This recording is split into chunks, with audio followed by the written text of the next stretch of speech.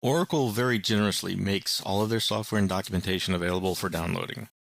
They offer a free development license called the OTN license that allows you to download, install, and try out software without any kind of a time limit.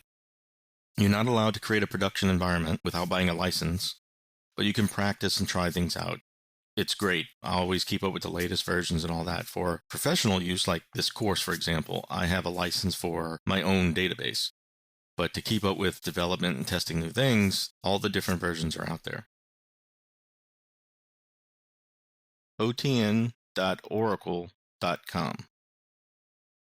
And this is the Oracle TechNet. So this is where you're going to come for software updates, things like that. The top downloads are here on the front page. You can also go into database admins and developers and get more information. Generally, though, if you're just going to download the database, you'll come here.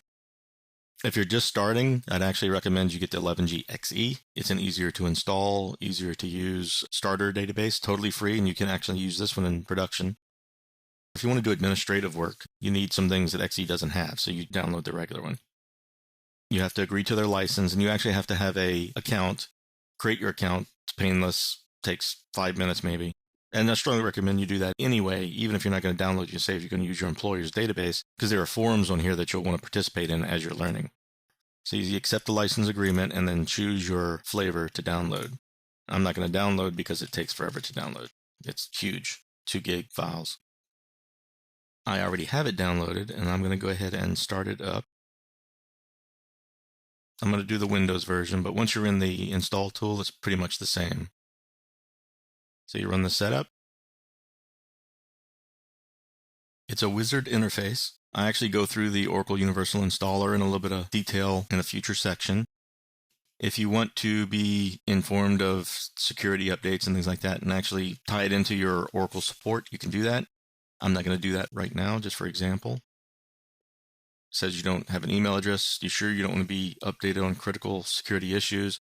I have it tied to my account already, so I don't need to do that. Okay, so here you decide what you're going to do. Do you want to create and configure a database? And that's what I'm going to do on here. If you're new, I strongly recommend that.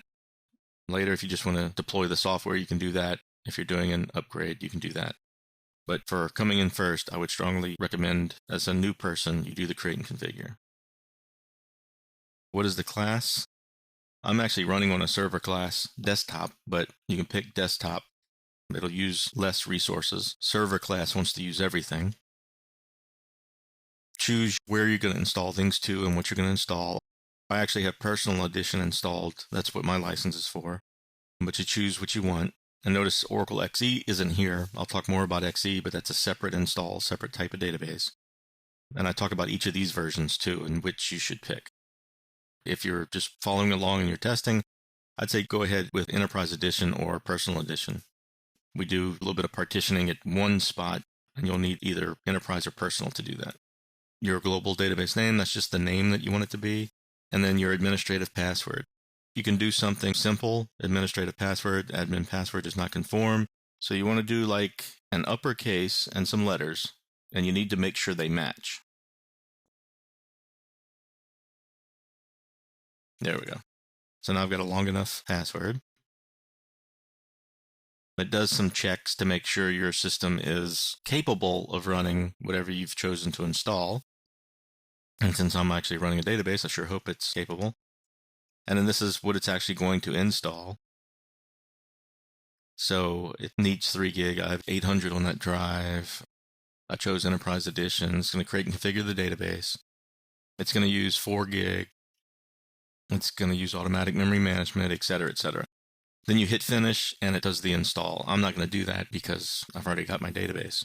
But that's pretty much it to install. It's very simple. Accept the defaults as much as you can, and it'll be fairly painless for your install. I do recommend you go ahead and download it and install it. The next couple sections, you don't actually need it. We're going to be talking about conceptual things. It's more PowerPoint. But after a couple of chapters, we're actually going to get into the database and we're going to start using the tools and actually using this stuff. And so I recommend that you have it and you follow along. That's the best way to get familiar with it. We'll be moving on.